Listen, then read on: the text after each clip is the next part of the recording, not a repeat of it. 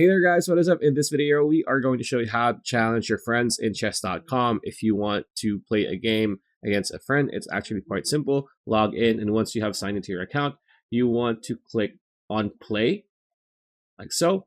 And here under play chess option, there's a few options here. The middle option says play a friend, right? So click play a friend, invite a friend to a game of chess. So click on this option, right? And here you are going to search for your friend. Again, opponent is friend, right? It's not random because they need to be in your friends list, right? So type their username here. For example, we could just type in any of these people that we have played against. So like just type the username of your friend here.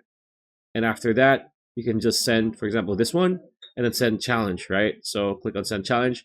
After that, whether or not they're online or not, maybe you've talked to them earlier today and it's like, hey, I'm going to send you a match request and we can play later. After that, if they accept, you'll be able to play against them.